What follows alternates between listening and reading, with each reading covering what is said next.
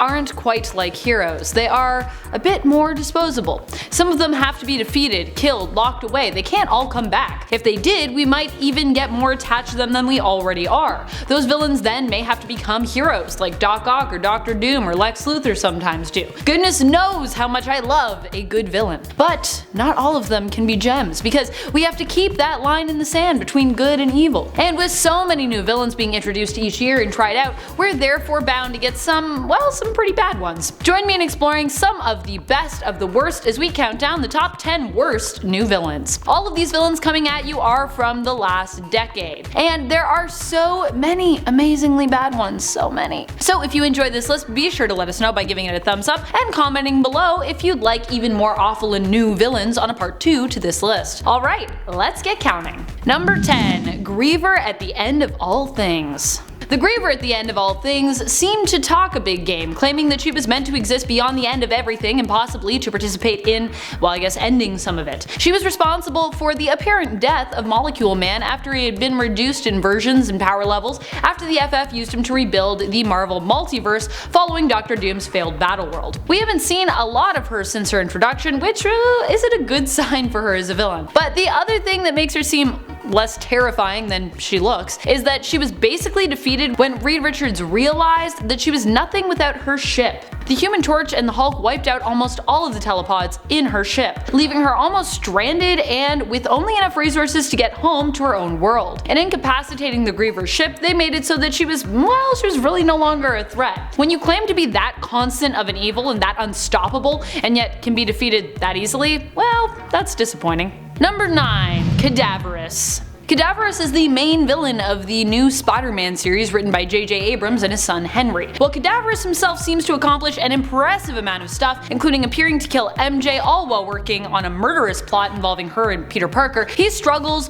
to put a sentence together. So while he seems terrifying, he gets a thumbs down for the fact that his villainous monologues would likely take so long that I imagine he will easily be defeated upon the reveal of his plot. That was me being CADAVEROUS, taking a long time. He also draws out vowels.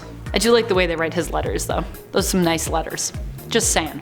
I like letters in comics. Number 8. Paper Cut. Everybody empty your wallets or get cut. That's right, Paper Cut is a Flash villain, or is I guess trying to be one anyways. He fights using paper, and while paper cuts definitely suck, they're likely not going to be enough to allow you to beat any Flash. The weird twist to this villain was that he doesn't just control paper, it's actually the fact the paper comes from trees that allows him to control it. So he can control any wooden bit of nature, I suppose. But the way he reveals this is beyond cheese. And I like cheese. Cheese is great. But this was even a bit much for me. Kid Flash almost gets beaten by this weird villain who also bleeds when he uses his powers. Ugh. Fortunately, Flash comes in and cuts him to ribbons. Not literally, of course. That would be pretty villainous. Maybe he might have done, but not usually. Number 7. Pets of Evil Masters. That's right, this team of villains are the opponents to the Pet Avengers, Earth's mightiest animals. Ugh, I love the Pet Avengers.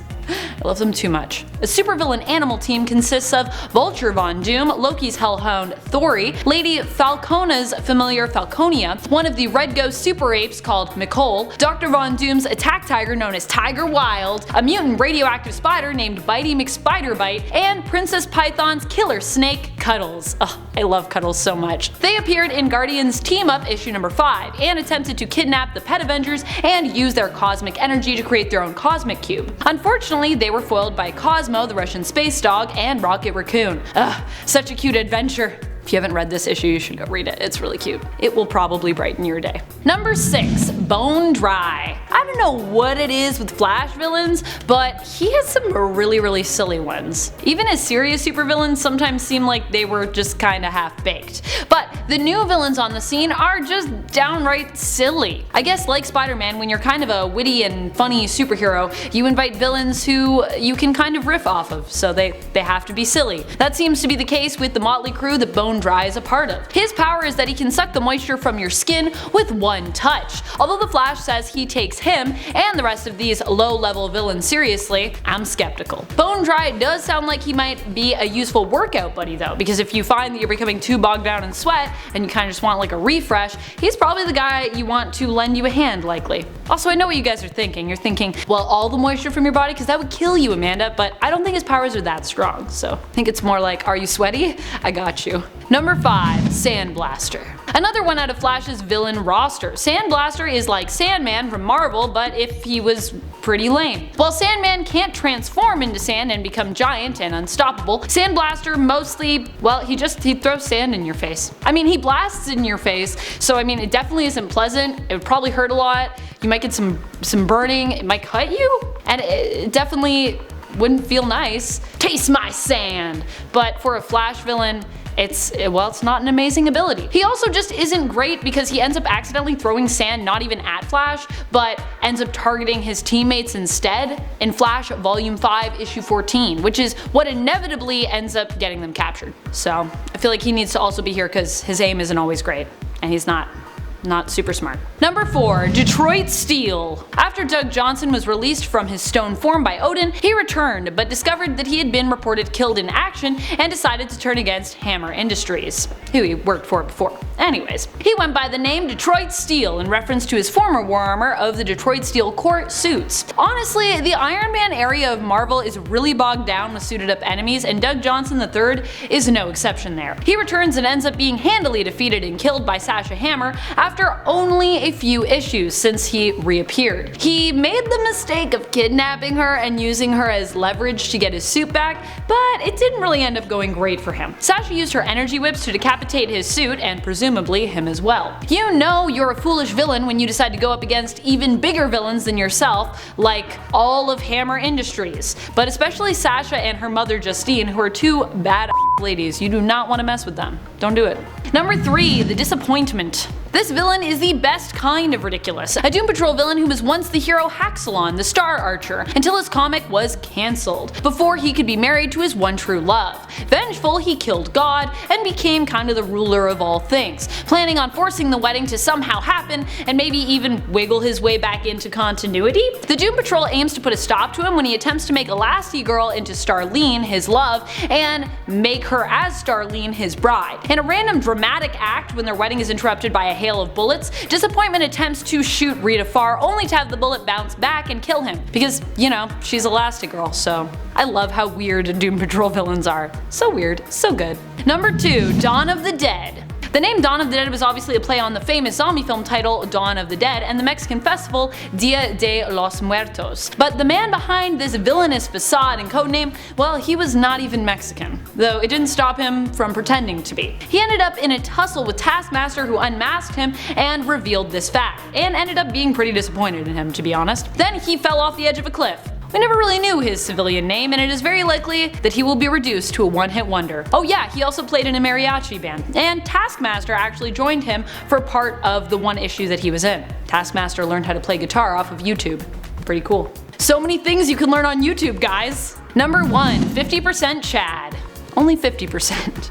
We're not going full Chad here. He's kind of so awful that he's actually great. 50% Chad is a villain from the Doom Patrol's Gallery of Rogues. Unsurprisingly, he is almost as weird as they are. 50% Chad is basically a pair of smelly legs that run around in underwear, knocking people over with their overwhelming stench. Mostly harmless, but definitely also really, really gross. Also, that stain on his underwear, oh, that is beyond disturbing to me.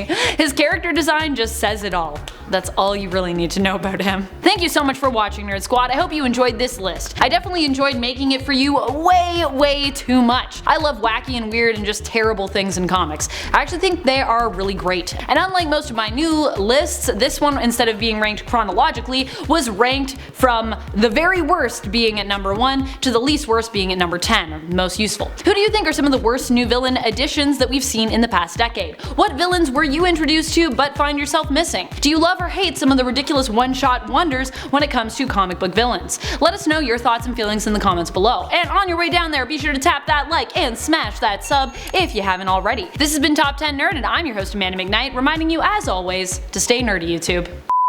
Boom. My sleeves keep unrolling. It's very annoying. Okay. Number 10, these sleeves. The worst new villains in my life. And they killed all of her endlings. Not the endlings! They were my children.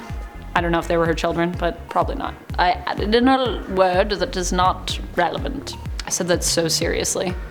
He's not serious though. Having way too much fun doing this list. 50% Chad. I feel like 100% Chad would be unstoppable though. 100% Chad. How would we handle? This one was ranked from worst down to least worst. Wait, opposite of that.